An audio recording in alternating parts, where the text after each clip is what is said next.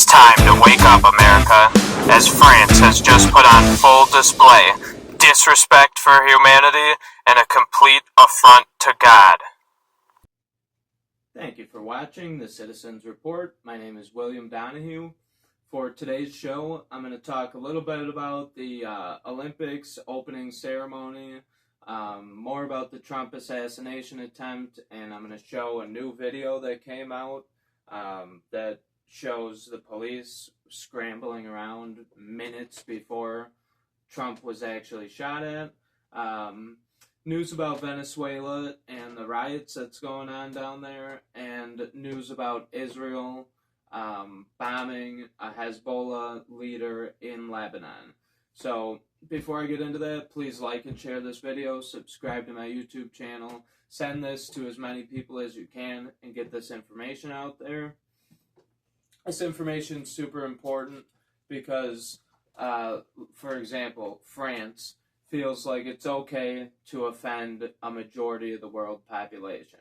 They take this long-standing, respected event, and they disrespect God in front of most of the world on TV, and they think that that's okay. Now, the Paris Olympics organizers did issue an apology, which is, to me, too little too late. For the Last Supper spectacle. They said clearly there was never an intention to show disrespect, says organizers addressing the backlash. When you show a mechanical horse and a non-human human figure riding across water, and it's a white horse. And I looked, and behold a pale horse, and his name that sat on him was Death.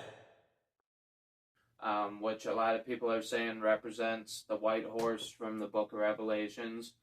And then you show transgenders remaking the Last Supper scene with little kids and drag queens and the whole thing.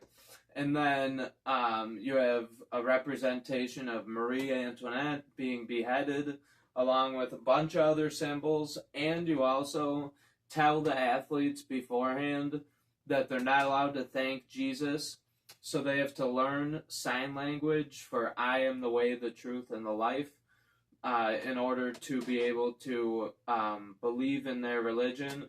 You're not being tolerant, and there's clearly an intention, maybe not to show disrespect, which is how I interpret it, but to oppose Christianity. There's a blatant intention to oppose Christianity and to mock it by,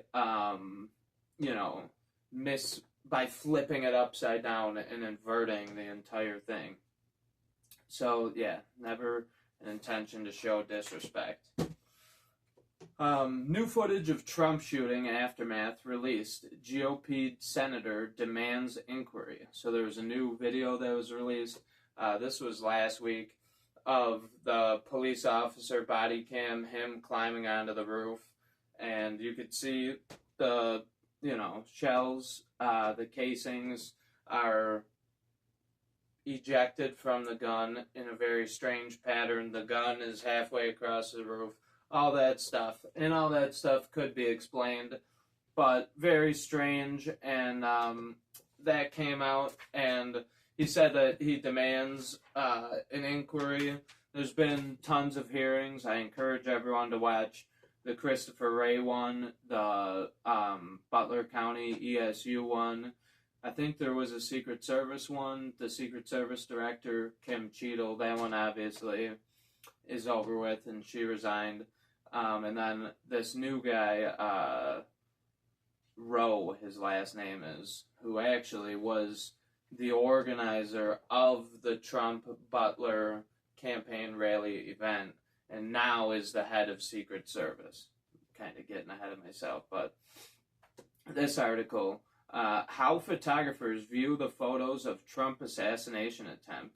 So basically, this article talks about some quotes from different photographers. Without the image, says Brian Stevenson, an attorney and the executive director of the Equal Justice Initiative, per time, no one would be prepared to believe the violence we've witnessed. No one was talking about how these photos could impact public perception in the rush to get it out. It gets millions and millions of visitors every day, and I don't think we discussed enough what these photos could mean. Basically, they're implying that they sent out the photos too fast and didn't realize that a picture of Donald Trump with blood on his ear and his fist raised in the air in opposition to someone who attempted to assassinate him, and he was able to stand tall right after that and look at the crowd and say, fight, fight, fight, to let everyone know that he was okay. They didn't realize that that viral moment. It says everyone wants a viral moment. In 12 hours, I think Evan got like 100,000 followers. So they didn't realize this viral moment would have such an impact on American politics. They did release the photos in a rush to, have the credit for taking a picture of that moment. And a lot of them, I think some of the more liberal ones were upset with themselves for releasing it without thinking of the backlash, is kind of what I got from some of their statements. Top Democrat says local PA police afraid to speak about Trump assassination attempt. So this was during the Christopher Wray hearing. Representative Lou Correa, a top House Democrat, revealed this week he spoke with local officials in Butler, Pennsylvania, where Donald Trump was shot earlier this month, who voiced concerns about the official narrative being delivered to the public. So, FBI Director Wray, grilled by Congress over Trump assassination, Wray faced intense questioning over the failures of the Secret Service, FBI, and local government officials to protect Trump from a sniper who shot him from a nearby rooftop. So I encourage everyone to watch this. Christopher Wray gave up more information than Kim Cheadle did, so it'd be worth watching. And he said one interesting thing that I will kind of butcher, but I'll repeat or paraphrase. When he was asked, are you looking into possibilities of other people working with him or somebody wanting this to be allowed to happen from within, he says, right now we're focusing our investigation on the events of Crooks before the shooting, and then Crooks's actual actions the day of, and anything that was in his possession or home. So he said that, but what he didn't say, and he basically said it by not saying it, is that they're not looking in to anybody else working with him, is how I gathered it. Because when asked the question, you would either just say, yes, we're looking into other people, or you could try and confuse the situation and make it seem like you've got everything covered, but you're leaving out the part of the question about what he just asked, and that was whether you looked into him potentially working with other people or somebody in Secret Service or Butler County Police possibly being his best friend, or, who knows. So, watch. Acting Secret Service Director admits nobody's been fired after attempted Trump assassination. Senator Josh Hawley grilled new acting chief over why no one was fired since former President Donald Trump was shot on July 13th. So acting director Ronald L. Rowe Jr. got into a heated exchange Tuesday during a hearing focused on the security failures that led to the attempted assassination of former President Donald Trump. Like I said, this guy is the guy who organized the whole event and the security detail. He is the guy that ran that event. So now he's going to investigate himself, and that's going to be very helpful because he could follow his own breadcrumbs, right? You think he's going to let him know if he finds anything incriminating about himself or any of his good buddies? Bombshell interview. Trump rally SWAT team was never briefed by Secret Service. So here's the video, clip 2 of the Secret Service, or the SWAT team, and I'll come back and read off some of these texts. He was looking up and down the building and just wandering around, and it just seemed out of place. Greg Nichols snapped these photos of the shooter. We had a text group between the local snipers that were on scene. I had sent those pictures out to that group and advised them of what I noticed and what I'd seen. What do you think is transpiring once you send in what you've sent in? I assumed that there would be somebody coming out to, speak with this individual or, find out what's going on. So how do you know if Greg's concerns about crooks are being relayed properly? We don't. We have to assume that when he put that information out to command, that command took that information and did something with it. We don't know if they did. None of the concerns appears to have reached members of Trump's Secret Service detail. The Washington Post reports they've complained they were never made aware of the warnings.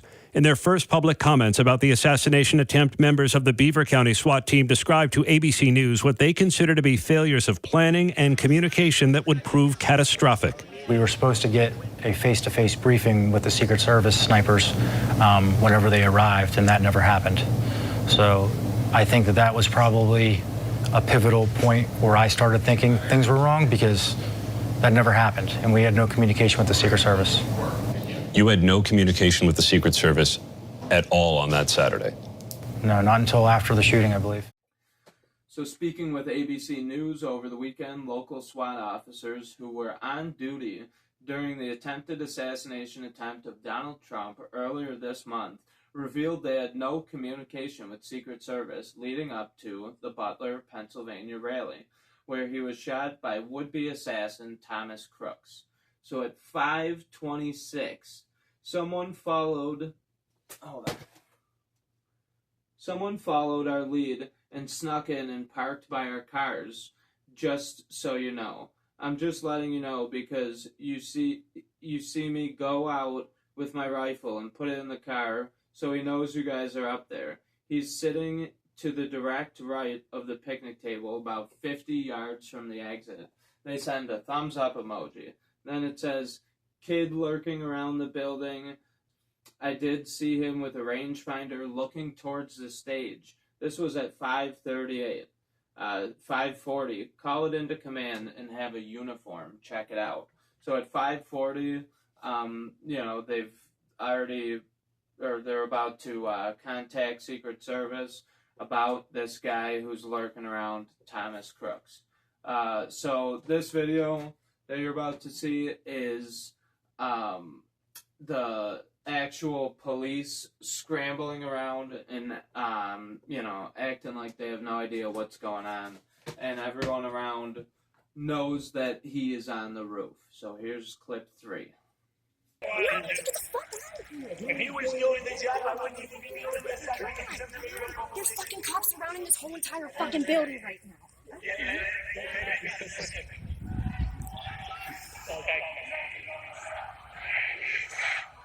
There's something going on in this building.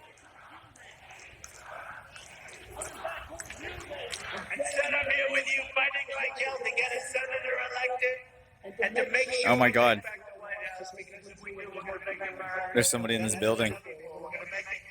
And it's not easy, because we have millions and millions of people in our country that shouldn't be here. Dangerous people, criminals.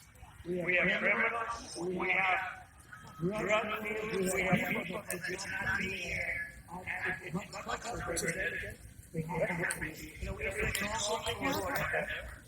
In recorded history, we're the best order.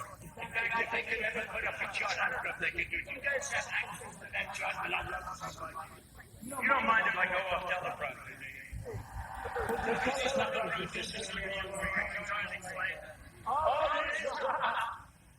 guys are doing it. They're getting better with time. My guys, take a look at that chart. Take a look at the arrow at the bottom. See the big red arrow, right?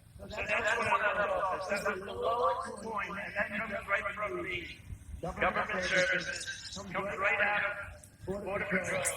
Take a look at that. So that arrow is the lowest amount of illegal immigration ever recorded in the state of New York. And then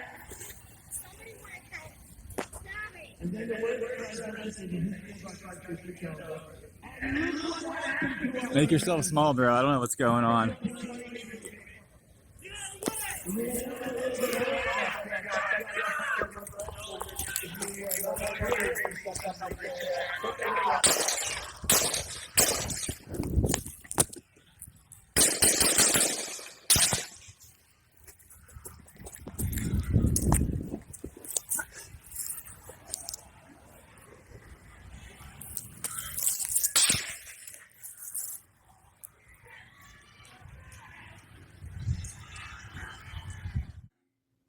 So since the assassination attempt, Green Day frontman sparks outrage after holding Trump head on stage in wake of assassination attempt. Green Day singer Billy Joe Armstrong came under fire this week after he held a head on stage resembling Republican candidate Donald Trump. It was a Trump mask, and he was holding it like he was holding it by the hair and, making a face, getting all pumped up with the crowd. So he was, clearly trying to show what he was trying to show. And then Google memory holes attempted assassination of Trump. So some people looked into, they typed the attempted assassination attempt of into Google and found that Google Suggest feature, also known as autocomplete, brought up no mention of Trump. They also looked up Donald, and it would show Donald Duck, Donald this, Donald whatever, but it wouldn't show Donald Trump. So both searches, search topics, you had to type in the entire word and hit enter. There was no suggestion for this thing. So basically just making it that much harder to look for it or look into it or to think it's important, because when you go on Google and you type this stuff in, if it doesn't pop up in the searches, you're like, well, no one must be looking at this, or it might subliminally do that to certain people. So, Venezuelan election fallout goes global as protests spread. Venezuela cut diplomatic ties with 7 countries, including Argentina, Chile, and Peru, after they asked for an independent recount of Sunday's disputed presidential election vote. Some governments took reciprocal measures, with Panama suspending all relations and Peru recalling its ambassador. While international pressure for transparency intensified, electoral authorities in Venezuela announced President Nicolas Maduro had won, but the opposition insisted otherwise. An independent projection of vote results based on samples of official voting receipts run by Venezuelan nonprofit and shared with Semaphore showed the opposition had received 66% of the votes, as opposition to Maduro, 31% for Maduro. I read that wrong, but basically they're saying that Maduro didn't win. So protests opposing the government have spread across the country in response, and at least 2 people have been killed and dozens of arrested. So I don't know how old this article is, but I would be surprised if it was only 2 people. The crowd in the video you're about to see is gigantic. It's huge. I couldn't even begin to estimate how many people are in the crowd, and just the fact that more people haven't gotten trampled on seriously surprises me. So here's clip 4.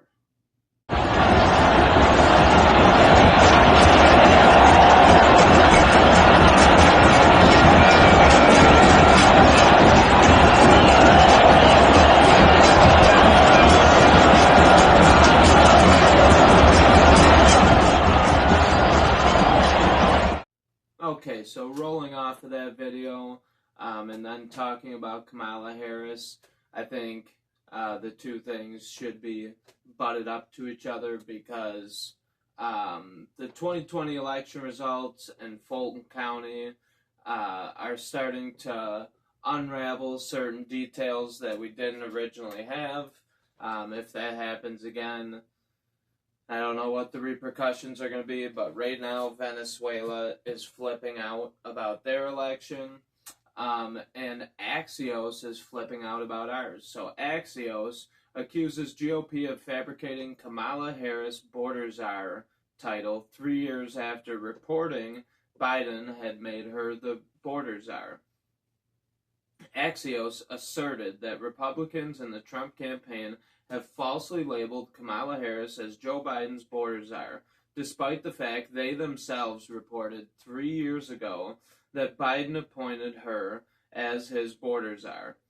Axios immigration guru Steph Kite wrote on Wednesday that the Trump campaign and Republicans have tagged Harris repeatedly with the border czar title, which she never actually had. She did have the title of border czar. She said it, they said it, there's documents. When she was asked why she never went to the border, she laughed and said she never went to Europe.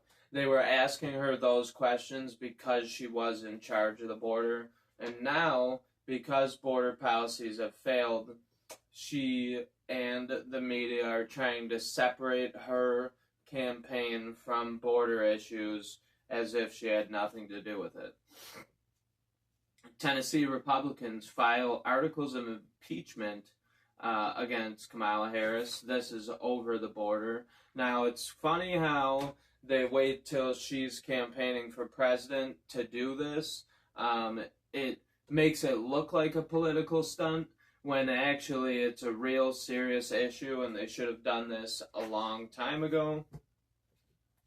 Group asks House Speaker to investigate whether Democrats used 25th Amendment to force Biden out of the presidential race. Basically, alleging that because he was missing, because he said he wasn't dropping out, his campaign people said he wasn't dropping out, and then all of a sudden we get this vague message, secondhand account that is dropping out, and we had to wait a half a week to hear him address it himself.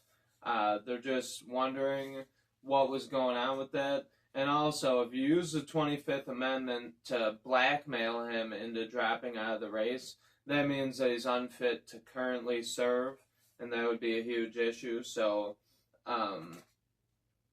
the American Accountability Foundation has sent a letter to House Speaker Mike Johnson asking House Judiciary and Overwatch committees to find out whether Democrats threatened the elderly president with the 25th Amendment to get him to step aside. So, I'm going to transition from Kamala and Joe Biden into talking about Israel.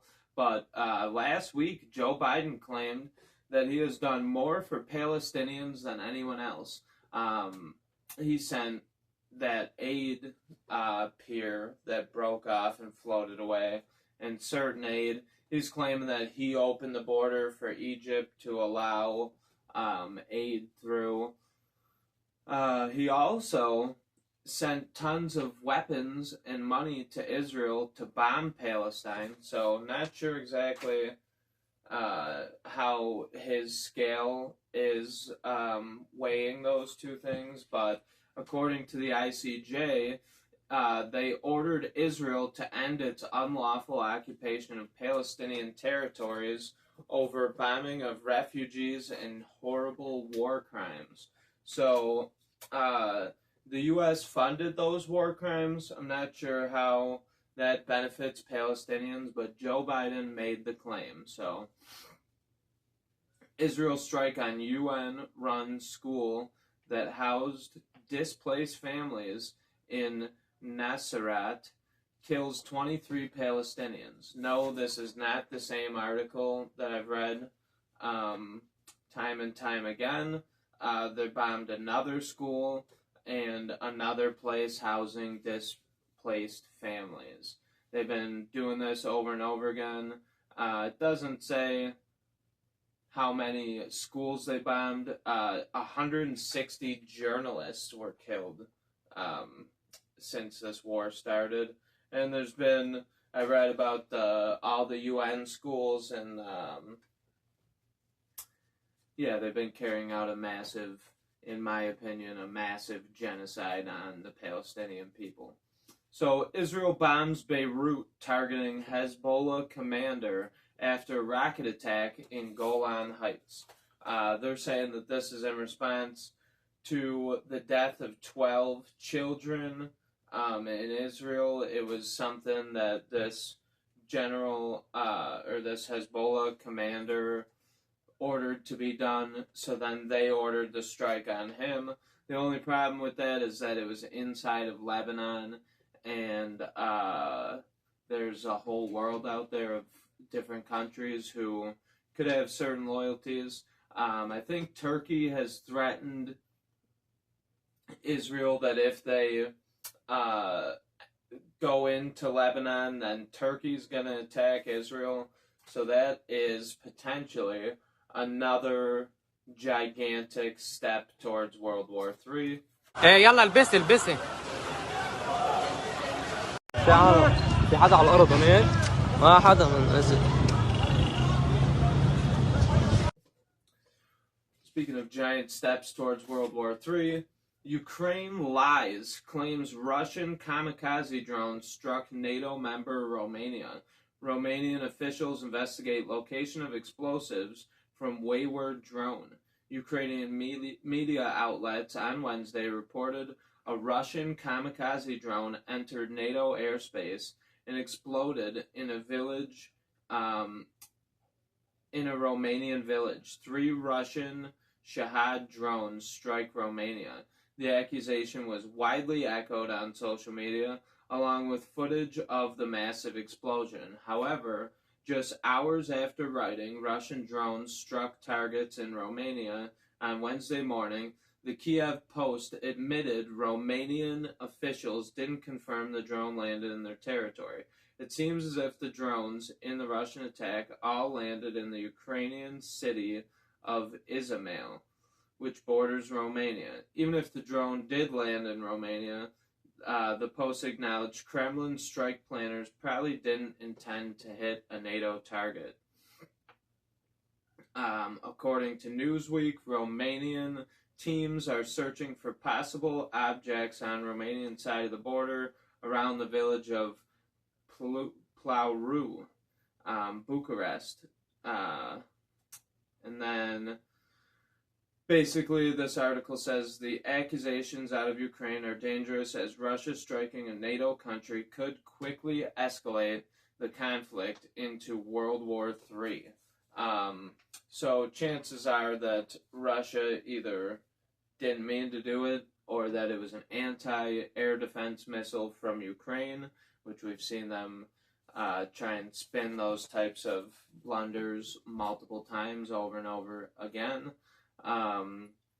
Or, I don't know. I don't think that Russia, especially because Putin has said it himself, doesn't want war with NATO, and that would definitely start war with NATO. So Ukraine coming out and making this claim before it's confirmed is just an attempt to stir the pot and get things riled up.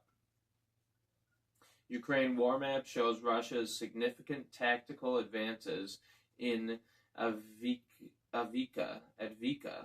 So this article I thought was important because they were saying that Russia was losing and that Ukraine was supposed to start this great counteroffensive. Russia was losing. They keep saying it over and over again. And then now it shows that Russia has taken significant tactical advances in Avdiivka. Russian troops made gains near Donetsk town, which has been a focal point for fighting in eastern Donbas region. According to the Institute for the Study of War, whose map shows the latest state of play along the front line. Then this last article is just to finish things up. I thought that this was kind of funny because we've had this immigration problem. Obviously, you see Kamala Harris trying to separate herself from it here, and then all over Europe, you're seeing people having problems. So it's not funny that she got hit, or that they got hit, but it is kind of funny that it came back around full circle. So, journalist for pro-migrant Spiegel magazine complains on X after being punched in the face by a 13-year-old Syrian. He was punched with the diverse fist of migration. A journalist for Germany's left-leaning Spiegel magazine, known for its pro-immigration views and efforts against anti-immigration alternative for Germany, the ADF party, stepped in to protect two elderly women near the North Sea coast, which resulted in a 13-year-old Syrian punching him in the face. Now he is complaining about the lack of consequences for the youth. This is somebody that you advocated for to come here, and now, like the video said the other day, I forget who made that. It was a good video.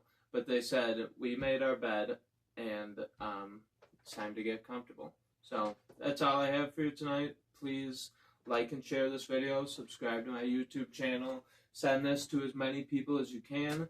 Pray for this country.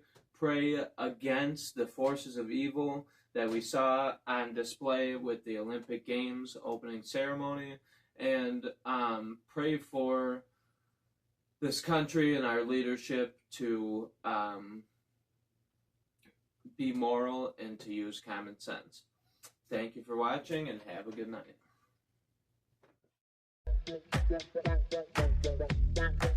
Thank you for watching The Citizens Report with William Donahue. On this show, we search for knowledge, wisdom, and understanding of the world around us through the lens of an American citizen.